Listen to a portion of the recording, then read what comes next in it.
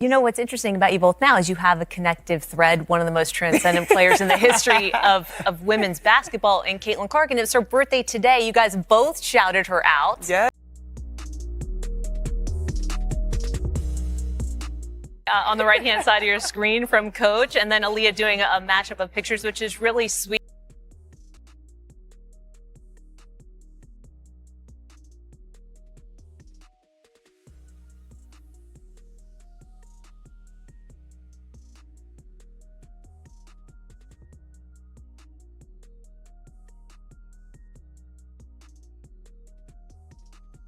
I love this for you guys because you guys are both still really close. Obviously, Aaliyah as a current teammate, but how close are you still, Coach, to Caitlin?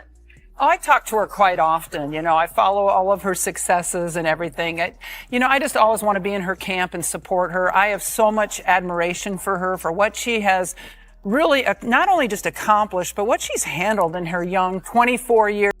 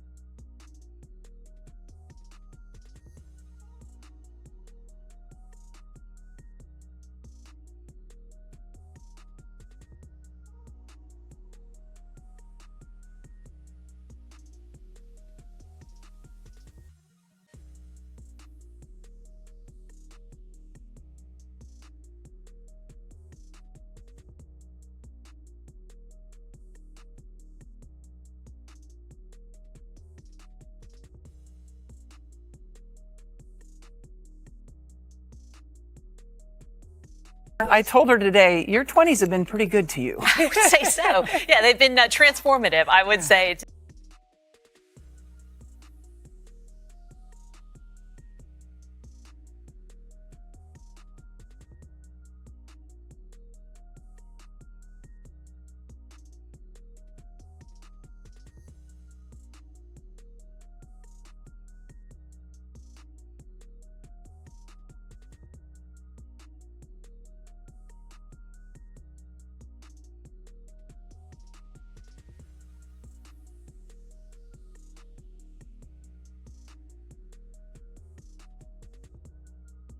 So happy for Aaliyah when Caitlin went to Indiana, because I knew you were going to reap a lot of those passes down the court, and she was going to feed you the ball. And I just think you guys are such a dynamic.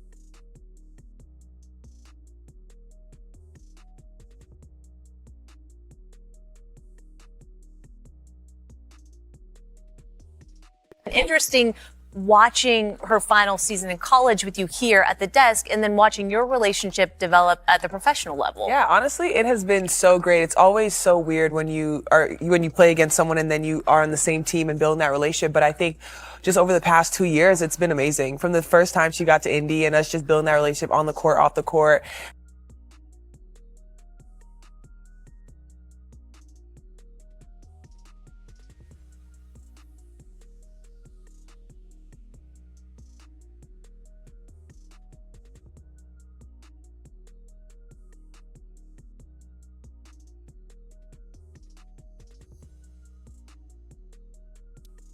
Both elite. So when you met up with each other, of course, you've got all your college history, but then does it not take too long to recognize, hey, this is somebody that is like-minded like me, skilled like me, and can elevate my game to a level that I haven't seen? I mean, You had a you know that fantastic from playing season last against season. her. You know that from playing against her, just how competitive she is in that nature. And so to be on the same team, it honestly continues to motivate you because you guys want to be great for each other. And I feel like that's how we play. Like every time we step on the floor, we give each other our pregame hugs, and she says you're going to be amazing because you are amazing, and I say back, but it's just that confidence. She was clutched, held, bumped, and shoved on almost every play. Some of that is valid defensive planning. When you are competing against the top shooter in the sport, you change your schemes. But some of it crossed into the type of contact that would be whistled as fouls in any other situation. And the WNBA officials simply let it pass. Stephanie White, who is currently coaching Caitlin in Indiana, but was leading a rival team in Connecticut last year, even confessed that excessive contact is permitted on the perimeter across the league. Rebecca Lobo did a game where she highlighted various uncalled fouls on Caitlin in quick succession like she was Oprah gifting vehicles. You get a foul, you get a foul, you get a foul. But Caitlin herself has been mostly silent about it publicly. She has vented about specific hits, like the Kennedy Carter shoulder check that was clearly not a hoop play. But she hasn't gone on record stating the way she is guarded is not real basketball. She hasn't turned it into a public battle like some other stars and coaches have. So when she replies to Steph's interview saying stop grabbing him, that feels meaningful, because she is not just protecting Steph. She's talking for herself without overtly making it about herself. It is a clever, tactful way to state her case without appearing like she's whining or seeking special favors. And frankly, she is right. Fans do want to see Steph hit 12 threes a night. That is why he moves jerseys and fills seats, and has personal shoes that fans queue up to purchase. His shooting is what makes him unique. And when defenses resort to just grabbing him to halt that, it makes the game worse for everyone watching. The same logic applies to Caitlin. Fans want to see her fire from 35 feet and hit step-back jumpers and make magic passes.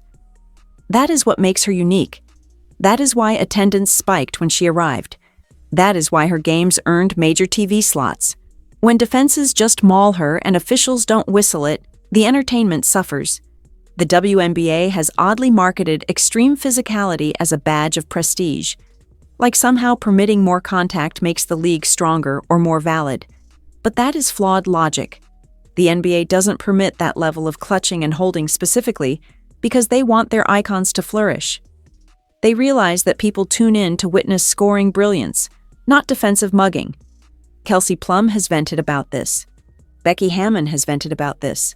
Natalie Nakasi has vented about this. Stephanie White has vented about this. It is a league-wide problem that impacts how perimeter guards, especially top shooters, are able to play. But the fact that Caitlin hasn't been loud about it until now is intriguing. She's been tactful, likely because she knows that complaining about calls can make you look weak or like you're making excuses. But replying to Steph's drama gives her cover to make the same point without it being about her. Now let's discuss the other ties between Caitlin and Steph that have the public talking. Steph sported Caitlin's Nike sneakers recently. His skills coach has been mentioning her online. And based on clues, there is a high likelihood that Caitlin is practicing with Steph's personal trainer during the winter. If that is true, and we lack proof but the clues are strong, that's a huge shift. Steph Curry's trainer works with the finest shooter in sports history. The methods, drills, and training plans that have kept Steph at a top level for over a decade would be immensely helpful for Caitlin. And it makes perfect sense. Caitlin is already the premier shooter in women's hoops, but if she can polish her form even further, boost her shot preparation, and add new moves to her skill set based on what has worked for Steph, she becomes even more dangerous. The link between them also works from a marketing angle. Nike has invested heavily in both stars. They are both smaller guards who changed how fans think about scoring range. They both face similar defensive focus and physical harassment. The synergy is clear. Steph has always been an ally of women's basketball. He has discussed his daughters playing and how he wants them to see idols in the WNBA. Caitlin represents the type of star who could lead the next generation, the way Steph led kids to start firing from the logo. That shared value and style creates deep mutual respect. But there's also a drive here. Caitlin isn't happy with just being good. She wants to be legendary. She wants to earn rings. And if training with Steph's group during the winter gives her an advantage, she's bright enough to use that chance. The timing of this is noteworthy too. Caitlin made another social media remark recently that drew eyes. Elijah Sarrett, a player for Indiana who is competing in the football national championship, showed that his pet is named Caitlin Clark. Cece replied stating, "Both the athlete and the dog are welcome at the arena this year." This year. Not if there's a season. Just a casual remark that games are occurring. She is sure the CBA talks are going to succeed, and the WNBA season is starting as planned, and she's likely right, because she is the biggest leverage point the athletes have. The whole reason WNBA stars are in position to bargain for huge raises is because of what occurred during Caitlin's debut year. Attendance grew, rating records fell, gear sales went through the roof. Brand sponsors who ignored the WNBA for years suddenly wanted in. That's all because of Caitlin and the focus she gave the league. So when she says there is going to be a season this year, that has power. Because if Caitlin felt there was a real risk of no season, she would be more cautious with her words. The fact that she's casually inviting fans to courtside games suggests she knows something the public doesn't about where those talks stand. Caitlin spoke at the USA camp recently and stated, "None of the CBA items matter if they aren't playing." She called it the most vital moment in WNBA history and said, "Stars need to fight for what they believe in, but also bend on other issues." That's very mature and logical for someone in their sophomore year. But it also shows the reality that Caitlin knows her worth. She's the catalyst behind the players' leverage. Her voice should carry weight in these talks because she is the one driving the revenue that makes higher pay possible. The gap between the NBA and WNBA on calling fouls is wide. The NBA has issues with stars flopping and selling contact that isn't there.